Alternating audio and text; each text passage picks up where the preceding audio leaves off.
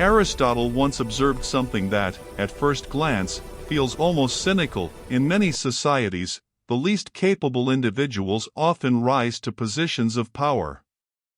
It isn't merely a modern complaint about politics or corporate hierarchies, it is a pattern that stretches back thousands of years. The philosopher wasn't writing about one person or one society, he was describing a recurring flaw in human organization, a paradox that still resonates today. The question Aristotle leaves us with is deceptively simple: why does ability so often fail to secure authority, while incompetence somehow thrives? This isn't about luck or random circumstance, it is about predictable human tendencies, structures, and behaviors. When we notice a manager who seems incapable, or a leader whose decisions consistently fall short, it can feel frustrating, even infuriating. Yet Aristotle suggests that this frustration is not merely personal, it is systemic, almost inevitable. Understanding this observation is crucial. It forces us to reflect not only on external systems but also on our own assumptions about leadership and merit. Why do some capable individuals step aside while others with far less skill advance? By considering these questions, we begin to recognize the patterns that allow incompetence to flourish, setting the stage for a deeper exploration of power's paradox in the chapters that follow. Most of us have felt it, that subtle, simmering frustration when someone clearly unfit holds authority over decisions that affect our lives. It could be a manager who constantly makes avoidable mistakes, a politician whose promises never align with actions, or even a public figure whose incompetence seems glaringly obvious. These experiences aren't just irritating, they trigger a deeper, almost instinctive awareness that the system is skewed. This emotional response is natural. Aristotle's observation gains weight precisely because it mirrors our lived reality. When we witness authority being misused or rewarded in ways that defy logic, it stirs a combination of disbelief, irritation, and quiet resentment. It is in these moments that the paradox of power becomes personally relevant. We begin to question not only those in charge but also the structures that allowed them to rise. Acknowledging this feeling is the first step toward understanding. By validating the frustration, we create a space for reflection rather than anger. It allows us to observe the patterns beneath the surface, noticing the subtle ways incompetence slips into positions of influence.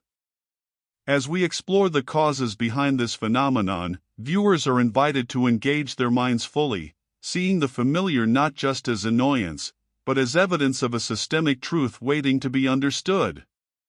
Beneath every organization, government, or social structure lies a set of subtle mechanics that quietly shape who rises and who remains unseen. One of the most powerful forces is social conformity. People naturally follow those who appear to hold authority, even when their decisions lack wisdom. Compliance often outweighs competence because challenging authority carries risk, social, professional, or even personal. In this way, the system favors those willing to play the part rather than those best equipped to lead.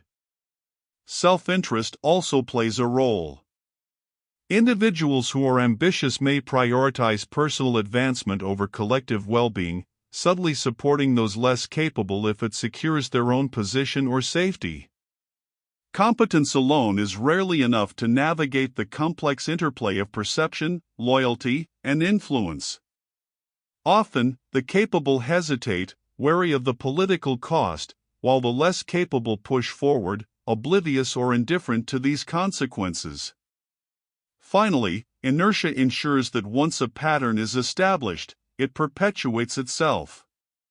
Hierarchies tend to reward familiarity and compliance over merit, making it difficult for true skill to break through. By understanding these invisible mechanics, viewers begin to see hierarchy not as random chaos but as a predictable system with its own internal logic. This awareness primes curiosity, setting the stage for a deeper exploration of psychology, structure, and the historical examples that follow.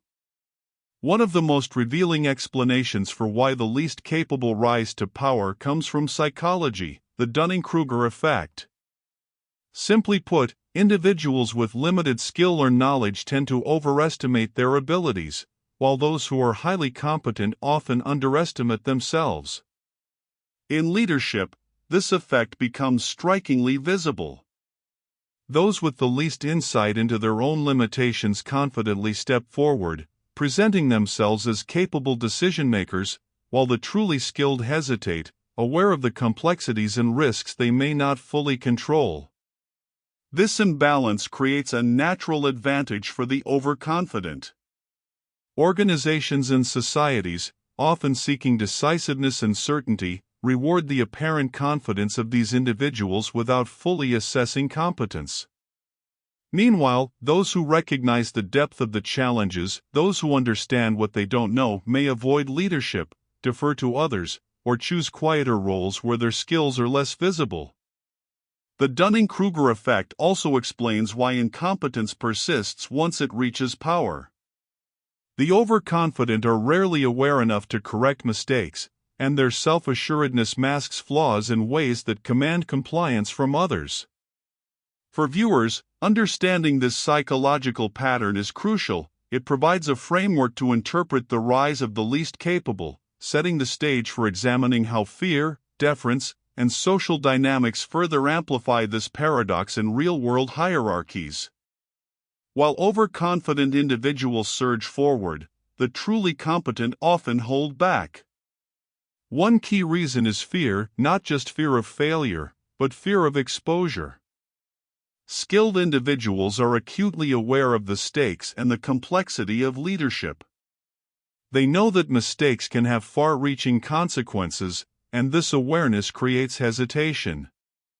The less competent, by contrast, rarely see the full scope of potential errors, allowing them to move boldly where others pause. Social conformity also plays a subtle role.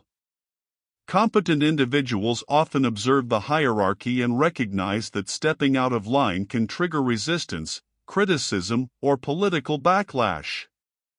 The natural human tendency to avoid conflict encourages compliance, even when compliance contradicts skill or reason. By contrast, those who are less capable or less reflective ignore these risks, pursuing advancement without fully understanding the social cost. This dynamic produces a structural vacuum.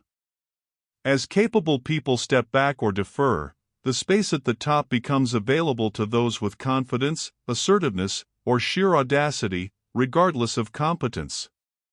Recognizing this pattern helps viewers reflect on their own experiences and frustrations. The paradox isn't random, and their irritation with incompetence is justified. It's a systemic consequence of fear, deference, and human behavior that ensures the least capable often occupy positions of power. Narcissism often acts as a hidden engine in the ascent of the least capable. Individuals with strong, self-centered traits are uniquely equipped to exploit the weaknesses of hierarchies. Their confidence, charm, and audacity allow them to command attention, dominate conversations, and project competence, even when their actual ability is lacking. This self-assured presentation often persuades others to defer or comply, creating an illusion of capability. Hierarchies, by design, frequently overlook substance in favor of perception. Organizational blind spots, whether in politics, corporations, or social systems, reward visibility, assertiveness, and decisiveness more than skill or judgment.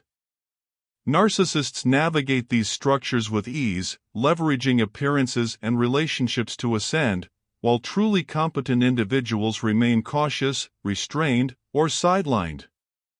This dynamic creates a predictable dysfunction. The combination of self-centered audacity and structural permissiveness allows the least capable to outcompete the capable. Viewers can recognize the pattern in workplaces, politics, or even informal social groups, where charm and assertiveness often outweigh genuine skill. Understanding this mechanism not only explains current frustrations but also primes the mind for historical and contemporary examples, showing that Aristotle's warning isn't abstract, it is observable, consistent, and disturbingly human. Bureaucracy is often praised for order, consistency, and fairness, but these very qualities can become traps that reward the wrong traits. In rigid hierarchies, loyalty to rules and procedures frequently outweighs actual competence. Organizations naturally prioritize predictability. Someone who follows the expected path without challenging authority or introducing risk is seen as reliable, regardless of skill. Meanwhile, those who are truly capable may propose unconventional solutions, question inefficient norms, or highlight uncomfortable truths, only to be met with resistance. Institutional blind spots further compound this issue. Rules are written with the assumption that participants will act in good faith, but systems rarely account for manipulation, ambition, or human error. Individuals who can skillfully navigate perceptions, manage appearances, or exploit procedural loopholes often rise faster than those with genuine expertise. Over time, these structures create a self-reinforcing cycle. Compliance is rewarded, innovation is punished, and competence becomes undervalued. For viewers, recognizing this dynamic shifts perspective from frustration at isolated leaders to an understanding of systemic patterns. It explains why the least capable often ascend, not solely because of personal traits, but because the environment itself incentivizes them. By linking psychology to structure, we see that incompetence is not random, it is a predictable product of organizational design, laying the groundwork for further exploration of societal reinforcement. In many organizations, charisma often eclipses competence. Those who are charming, persuasive, or socially skilled frequently gain influence far beyond their actual ability. It isn't necessarily malicious, rather, human systems tend to reward visibility and likability over skill. A person who can inspire confidence, navigate politics, or maintain popularity is often perceived as capable, even when their decisions lack depth or foresight. Social maneuvering becomes a form of power in itself. The least competent learn to network strategically, align with influential figures, and present themselves in ways that mask shortcomings. Meanwhile, truly skilled individuals may focus on substance rather than perception, remaining unnoticed or undervalued. This dynamic explains why audiences in corporate boards, political offices, or social hierarchies often witness leaders who succeed in appearances but fail in execution. For viewers, this pattern resonates deeply because it mirrors familiar frustrations. We have all observed situations where those with less skill are celebrated while those with genuine talent are overlooked. By recognizing that popularity can outweigh merit, viewers begin to see the invisible rules of advancement. This insight reinforces Aristotle's warning: the system subtly favors those who know how to win hearts rather than minds, keeping the least capable in positions of influence. Incentives shape behavior, often in ways few stop to examine. Organizations, whether companies, governments, or institutions, frequently reward superficial qualities, confidence, visibility, or adherence to norms rather than true competence. Promotions, recognition, and influence tend to favor those who are assertive, socially skilled, or compliant, even if their decisions lack depth or long-term vision. Conversely, those who focus on careful analysis, thoughtful innovation, or ethical rigor may find their efforts unnoticed or undervalued. This misalignment creates a feedback loop. Individuals learn what behaviors lead to reward and adjust accordingly. Over time, systems amplify traits that make little difference to actual outcomes, while those that ensure real progress are sidelined. The least capable rise, not by accident, but because the environment consistently reinforces the wrong signals. Competence becomes a silent, underappreciated asset, while superficial traits dominate evaluation metrics. For viewers, recognizing this connection between incentives and behavior transforms frustration into insight. It explains why incompetence is not merely a matter of bad luck or weak individuals but a structural inevitability in many hierarchies. Understanding this dynamic sets the stage for exploring the broader consequences of these systems, both historically and in the modern world, preparing the mind to anticipate the patterns and outcomes that follow in the next chapter. History offers countless examples of Aristotle's warning in action, revealing a pattern that transcends time and culture. Consider rulers whose charisma or ambition overshadowed their competence.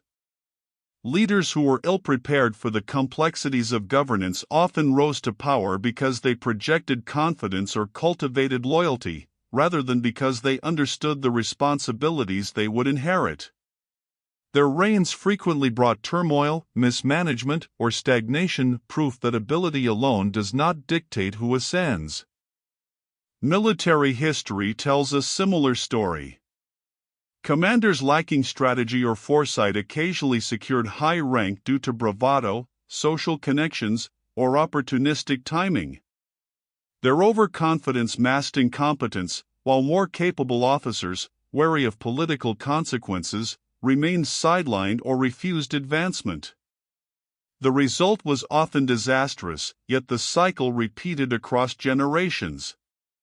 Even in business, the pattern is visible.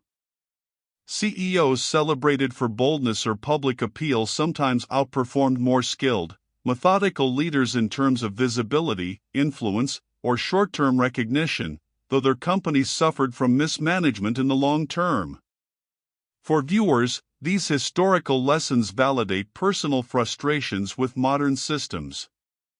By grounding Aristotle's insight in concrete examples, we see that the rise of the least capable is not abstract, it is a recurring, predictable human phenomenon that continues to shape societies today. The pattern Aristotle observed is not confined to history, it is strikingly visible today. In politics, we see individuals ascend to high office not solely through expertise or policy understanding, but through charisma, media visibility, or the ability to manipulate perception. Decision-making often prioritizes popularity over competence, leaving capable advisors frustrated or marginalized while those less qualified gain influence. Corporate environments mirror the same dynamics. Executives who excel at networking, projecting confidence, or navigating internal politics often rise faster than employees who possess real technical skill or strategic insight. Organizations inadvertently reward those who appear capable, rather than those who actually produce effective results. This misalignment between appearance and ability reinforces systemic inefficiency. Even social hierarchies, from online communities to academic institutions, display this paradox. Individuals who master perception, social validation, or self-promotion frequently gain influence beyond their actual expertise. Meanwhile, quiet competence is often overlooked or undervalued. For viewers, these contemporary examples underscore that Aristotle's warning is not an abstract caution but a pressing reality. The same forces that allowed the least capable to rise in the past operate today, shaping governments, corporations, and social groups. Recognizing this pattern deepens reflection, encouraging viewers to observe structures critically and anticipate the consequences that follow. Even when competence exists, it often retreats, leaving a vacuum for the least capable to fill. Skilled individuals frequently disengage because they anticipate resistance, conflict, or failure. They understand the complexities of leadership and the high cost of mistakes, and this awareness can create hesitation. In contrast, those with less insight move forward without concern, unburdened by the consequences of missteps. Self-sabotage is another factor. Highly capable people may underestimate their visibility or influence, assuming their work speaks for itself, while social and organizational systems reward assertiveness and perception. Their restraint, humility, or caution inadvertently sidelines them, reinforcing a cycle where boldness, not skill, determines advancement. Psychologically, this retreat is understandable. The competent are acutely aware of uncertainty, responsibility, and potential backlash. Yet, for systems and societies, it has profound consequences. Spaces intended for skillful decision-making are left to those willing to claim them, regardless of ability. For viewers, this creates a moment of introspection. Observing this pattern in their own experiences, workplaces, social groups, or public institutions, they can recognize how capability often self-limits, enabling dysfunction to thrive. This reflection sets the stage for the final chapter, where the consequences, recognition strategies, and Aristotle's enduring guidance are explored. When the least capable hold power, the consequences ripple far beyond individual decisions, they shape entire societies. Policies become inconsistent, resources mismanaged, and long-term planning sacrificed for short-term appearances. Institutions lose credibility, and public trust erodes, leaving communities vulnerable to instability. The cost is not merely inefficiency, it is a slow decay of societal resilience, where capable individuals withdraw or adapt to survive within flawed systems rather than challenge them. Families and smaller social units are not immune. In workplaces, households, or local communities, deference to authority can reinforce patterns of dysfunction. When decisions are consistently guided by those who lack judgment or foresight, capable members often step back, leaving the group trapped in a cycle of suboptimal outcomes. Over time, this creates environments where mediocrity is normalized and excellence becomes marginalized. For viewers, these consequences are both cautionary and deeply relatable. They illustrate that the paradox Aristotle observed is not abstract philosophy, it has tangible costs that touch every layer of human interaction. Recognizing these outcomes encourages reflection, understanding how incompetence affects collective well-being, personal agency, and long-term stability creates a subtle urgency to navigate systems with awareness, discernment, and selective engagement, laying the foundation for the guidance explored in the next sections. Recognizing the rise of incompetence requires more than casual observation, it demands attention to subtle patterns. One key indicator is the overemphasis on appearance over substance. Leaders who are promoted primarily for confidence, charm, or visibility, rather than demonstrated skill, signal a system that rewards perception more than ability. Observing who is deferred to, who dominates discussions, and whose mistakes go unnoticed can reveal underlying dynamics. Another indicator is the retreat of competence. When skilled individuals hesitate, self-censor, or step aside, it leaves gaps that the least capable readily fill. Tracking these gaps can provide insight into how influence and authority are being redistributed. The absence of critical voices, ethical guidance, or thoughtful dissent often precedes poor decision-making and structural inefficiency. Patterns in incentives also offer predictive clues. Systems that reward loyalty, conformity, or superficial achievement tend to elevate individuals who navigate appearances well, rather than those who achieve meaningful outcomes. For viewers, recognizing these signs transforms observation into understanding.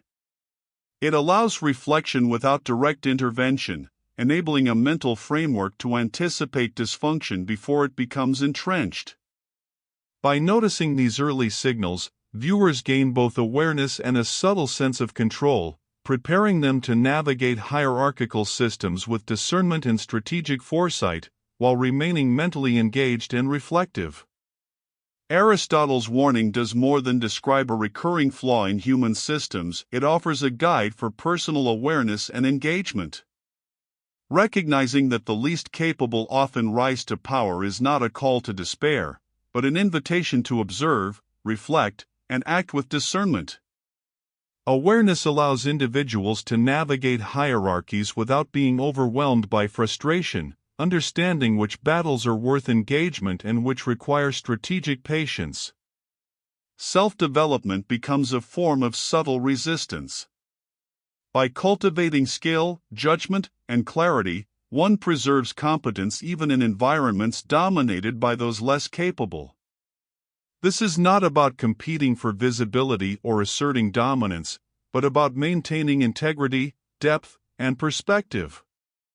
It ensures that when opportunity arises, ability is ready to meet it, even if the system rarely rewards it immediately.